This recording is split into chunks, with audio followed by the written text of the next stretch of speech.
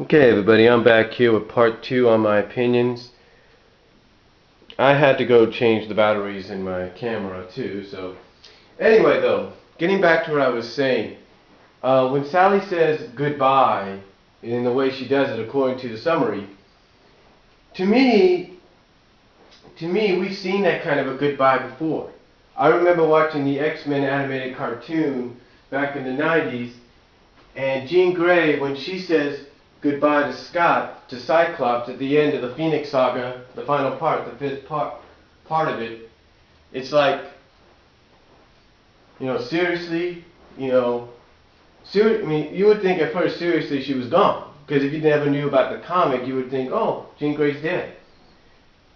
But then when you read up on the information about the whole Phoenix situation and how she's brought back as Dark Phoenix, and then depending on what X-Men media you read, either she's killed off again permanently or whatever. The thing is, she's never really dead. That was the whole thing with Jean Grey's Phoenix character. Never really dead, depending though on the media. She was always brought back in some way or fashion. In the main media, she was brought back, to the team after her Dark Phoenix fiasco. And basically after her Dark Phoenix fiasco, she stayed as Phoenix. She had the Phoenix uniform and everything, was in more control of the Phoenix power. And like I say, depending on the media you read, or pay attention to when it comes to something like X-Men, then you know that she returned to being just Jean Grey. Now, the reason I bring this up is because we have seen this many times before. Heck, even with the even with the most popular superhero of all time, Superman, if you will, the most popular superhero of all time. They killed him off several times. Big time, the most major kill off was, of course, the very legendary now, and very famous, and very publicized death of Superman story arc that occurred back in the early to mid 90s. And everybody was guessing, oh, is he coming back? Is he coming back? When is he coming back? And DC, give DC Comics credit. They did a hell of a lot better job at convincing fans on whether or not Superman was going to be alive. But when they finally decided, you know what, it's time to give fans back their superhero, but bring him back in a much better way, they knew exactly how to do it. They did it with the Reign of Superman deal. They did it with, first of all, they did it with Funeral for a Friend. Then they stopped the comic for a while. Then they did some kind of a memorial issue-like magazine. Then they did the issues again. They started reprinting new issues called Reign of the Superman, and that eventually led to his return. Now, I'm not saying that Ian Flynn would do that with Sally's character or the whole situation. I don't think he will. But what's going on right now, a lot of fans are going to need a hell of a lot more convincing to know whether yay or nay if Sally's going to stay roboticized and stay on Eggman's side, or be roboticized and have her free will and try to find a way back to normal. That, my friend, is the only solution that I can think of.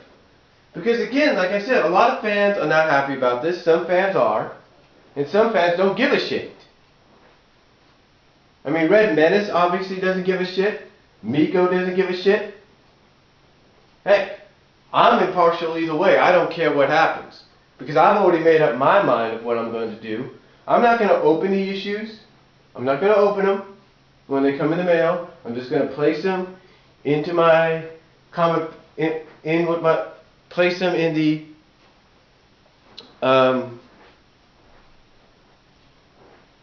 in storage along with the other issues. In the tote box, in the tote that I have for my comics, in the tote box that I have for my comics, I will place it in there with the rest of them. And the thing is, I may place it face down so I don't have to indicate the issue. You see, what I'm saying, folks, is that's my way of avoiding it. I'm not going to deal with it, and that's why I'm not doing any audio video reviews. But, like I've mentioned before, I will do opinions. I might read up on what people have to say, like the summaries, and then that's it. We'll just have to see what happens afterwards. Again, though, a lot of fans are not really happy about this. Some fans are, and some fans don't really give a shit. And some fans just want to avoid it either way, like I do. You know, we're just avoiding it. We're not avoiding, fans like me, we may avoid the situation, but we're not avoiding the comic. We're just avoiding the most controversial story arc going on right now, because we don't know, fans like me won't know what to say or do. I mean, how can we come out, people like myself, Sonic Comic World, Comic Reviewer 2, and anybody else, how can we come out and talk positive, or at least kind of give some positive spin on what's going on? I guarantee you this. Sonic Comic World is probably going to give his opinions on this when it's all said and done. Because he did, I'll tell you this, when he did his review of 134, I think he was going to do it, I think he did, he basically hated that. So what do you think he's going to say about this? Now here's the thing. Like I said, I talked about this through video and text, and through the texting and posting of that text on various sites, including thatguywiththeglasses.com and the toonzone.com forums. I mentioned the same, like I said, I posted all this, and two people at thatguywiththeglasses.com were, actually talked about it. One person said, kind of asked the question of, did Marvel or DC take over Archie Comics? Because this sounds ridiculous. This sounds ridiculous. This doesn't make sense in their eyes, or something like that.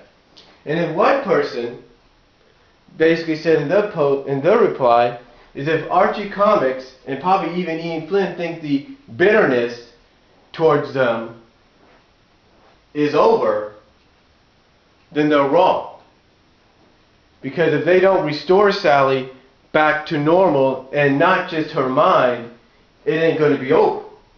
So overall, you've got a variety of people, comic book people, fans, whatever you want to say, not just at Sonic sites, but at sites like thatguywiththeglasses.com, Toonzone, here on YouTube and everywhere else, that have given their opinions, maybe even at the Bumble King forums.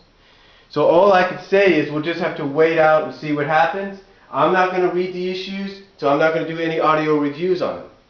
Audio video reviews on them, but I'll do some on past issues.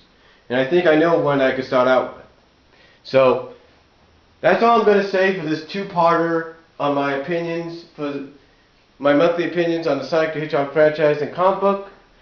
Comment down below if you like on both videos. So I was in two parts, only have a 15-minute time limit.